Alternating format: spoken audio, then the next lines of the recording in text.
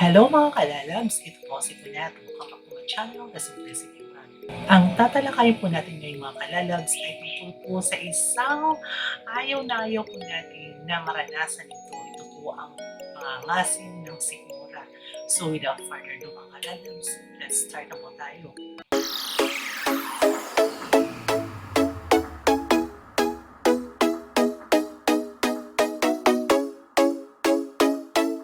Ano ang GERD or talamak na acid reflux? Ang GERD ay gastroesophageal reflux disease o talamak na acid ay isang kondisyon na kung saan ang mga nilalaman na naglalaman ng acid sa inyong tiyan ay patuloy na tumutulong pabalik sa inyong esophagus. Ang tubo mula sa inyong lalamunan hanggang sa inyong tiyan. Kumbaga, simula po dito sa lalamunan hanggang sa esophagus hanggang sa tiyan. Ang acid reflux ay nangyayari dahil sa isang balbula sa dulo ng inyong lalamunan. Ang mas mababang esophageal sphincter ay hindi malapit isara nang dumating ang pagkain sa inyong tiyan. Acid backwash.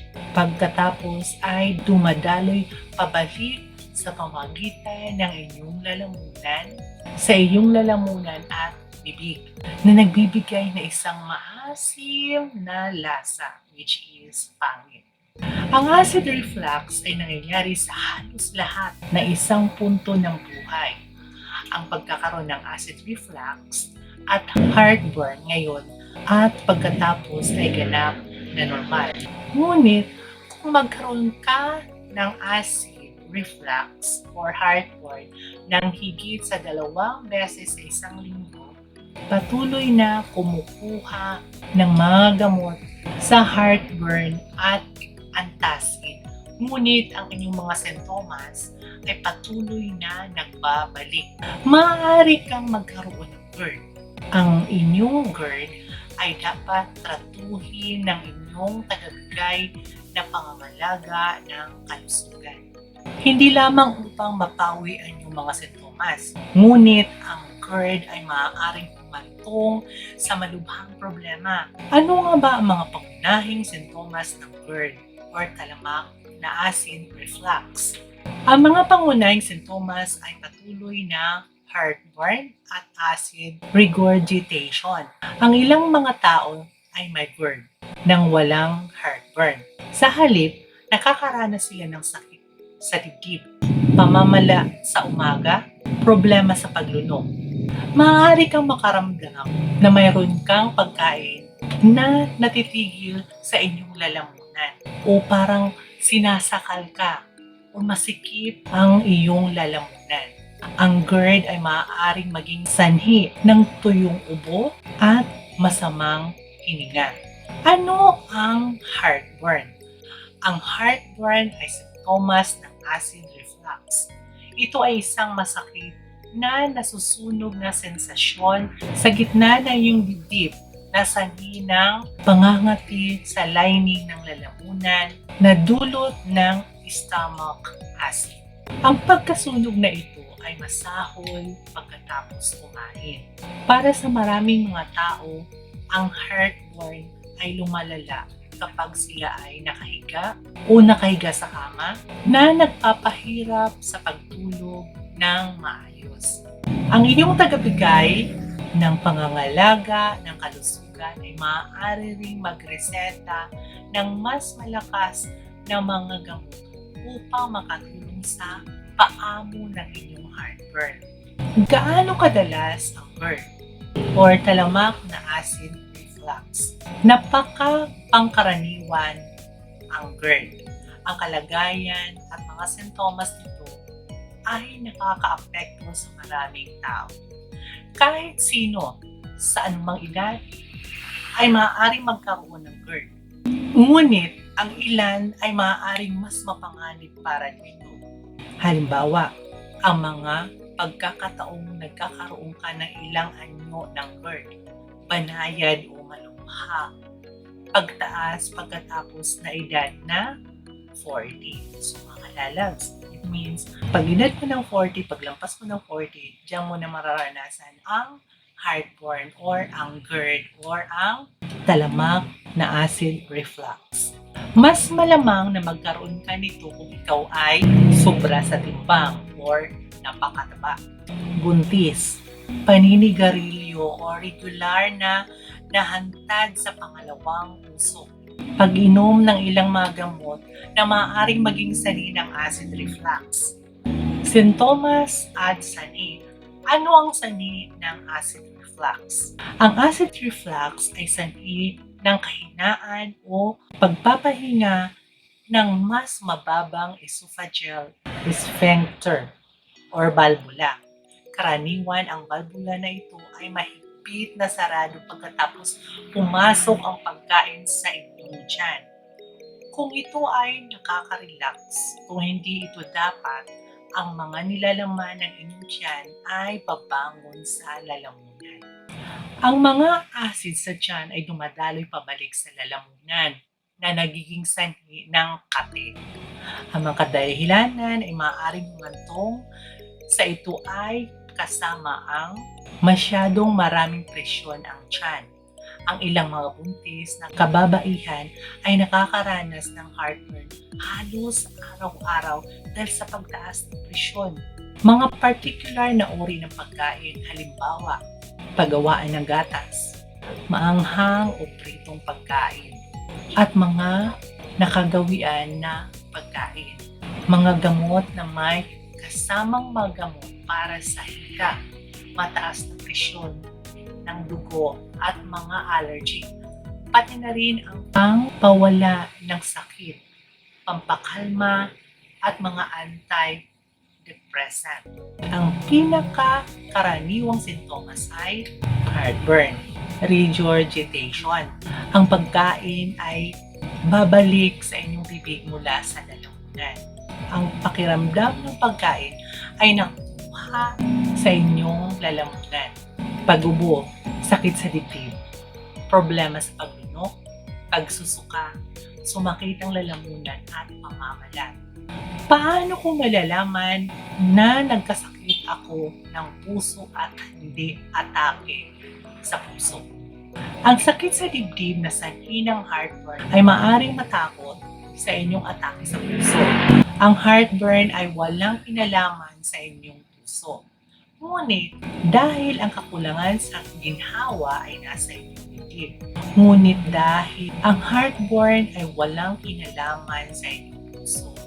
Ngunit dahil sa kakulangan ng ginhawa ay nasa inyong dibdib, maaaring mahirap malaman ang pagkakaiba habang nangyayari ito. Ngunit ang mga simptomas ng atake sa puso ay iba kesa sa heartburn. Ang heartburn ay hindi komportable na nasusunog na pakiramdam o sa inyong dibdib na maaaring ilipat hanggang sa inyong leeg at lalamunan. Ang isang atake sa puso ay maaaring maging sanhi ng sakit sa mga braso, leeg at igsi sa paghinga, pawis, pagduwal, pagkahilo, matinding pagod at pagkabalisa. Bukod sa iba pang mga sintomas, kung ang inyong gamot sa heartburn ay hindi makakatulong at ang sakit sa inyong dibdib ay sinamahan ng mga sintoma na ito, tumawag kaagad para sa medikal na atensyon. Ano ang mga gamot na kinukuha upang pamahalaan ang mga sintomas ng GERD or talamak na acid reflux? Maraming over-the-counter or OTC at mga di-resetang gamot ang nagpapagaan sa GERD. Karamihan sa mga OTC na gamot ay mayroong lakas na reseta. Bibigyan ka na inyong tagabigay ng reseta para sa mas malakas na gamot na ito kung hindi ka makakakuha ng kaluwagan mula sa formula ng OTC. Ang pinakakaraniwang mga gamot ng GERD, antacid. Magbigay ng mabilis na kaluwagan sa pamamagitan ng pag-neutralize ng mga acid sa tiyan. Isama na ang Tums, Rolaids, Mylanta, at Maalox. Ang mga blocker ng receptor factor ng H2 na bumabawas sa produksyon ng acid ay kasama ang Tagamet, Pepsid AC, Oxid AR at Santac. Isama na rin po natin ang Omeprazole, Gaviscon, Esomeprazole. Proton pump inhibitors. Mas malakas ang acid blocker na makakatulong din sa pagalingin ang nasira na tissue ng esophagus kasama ang Prevacid, Prelosec, Sigarid, Nexium, Acefex, Dexilan. Meron bang operasyon upang gamitin ang GERD or talamak na acid reflux? Karaniwang kinukontrol ang GERD ng mga gamot at pagbabago sa pamumuhay tulad ng mga nakagawian sa pagkain. Kung hindi ito gumana o kung hindi ka maaaring uminom ng mga gamot sa isang matagal na panahon, ang operasyon ay maaaring maging isang solusyon. Paano mo maiwasan ang sintomas ng GERD or talamak na acid reflux? Narito ang 10 tips upang makatulong maiwasan ang mga sintomas ng GERD. Makamit at mapanatili ang isang malusog na timbang. Kumain ng maliliit, madalas na pagkain kaysa sa malaking halaga na ilang beses sa isang araw. Bawasan ang taba sa pamamagitan ng pagbawas ng dami ng mantikilya, langis, dressing ng salad, gravy, fatty meat at buong taba ng mga produkto ng paggawaan ng gatas tulad ng sour cream, keso at buong gatas. Umupo ng tuwid habang kumakain at manatiling patayo. Nakaupo o nakatayo ng 45 hanggang 60 minutes pagkatapos. Iwasang kumain bago matulog. Maghintay ng hindi bababa sa 3 oras pagkatapos kumain upang matulog. Subukang huwag magsuot ng mga damit na masikip sa lugar ng tiyan. Maaari nilang pigain ang inyong tiyan at itulak ang acid hanggang lalamunan. Kapag natutulog, itaas ang ulo ng kama 6 hanggang 8 pulgada gamit ang mga bloke ng kahoy sa ilalim ng mga poste ng kama. Hindi gumagana ang sobrang mga unan. Itigil ang paninigarilyo. Ang inyong tagapagbigay ng pangangalaga sa kalusugan ay maaaring magreseta ng mga gamot na nagpapawas ng acid. Siguraduhin kunin ang mga ito ayon sa itim. Bawasan ang pagkain. Ang mga pagkain na dapat mong iwasan kung mayroon kang GERD or talamak na acid reflux or anong mga pagkain ang dapat iwasan kung mayroon kang GERD or talamak na acid reflux. Ang pag-ayos na iyong diet ay gawin sa pagkain ay may mahalagang papel sa pagkontrol sa mga sintomas ng GERD. Subukang iwasan ang mga naka-trigger na pagkain na patuloy nagbibigay sa iyo ng heartburn. Halimbawa, maraming taong nakakakuha ng heartburn mula sa mga maanghang na pagkain piniprito, mga pagkain mataba, kabilang ang paggawaan ng gatas, tsokolate, mga sarsa ng kamatis, bawang at sibuyas, alcohol, kape at carbonated na inumin, mga prutas ng citrus. Kailan ko dapat tawagan ng aking tagapagbigay ng pangalaga ng kalusugan?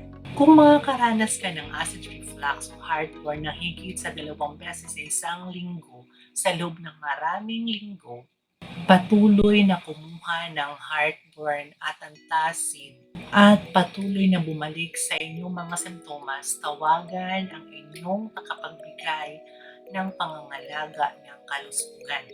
So mga kalalabs, para po maiwasan po natin ang GERD or ang talamak na acid reflux, kinakailangan po natin sumunod or kailangan po natin bawasan ang lahat po nating mga gawain, kinakain, kung ano-ano pa man, mga lifestyle, para maiwasan na po natin ang GERD.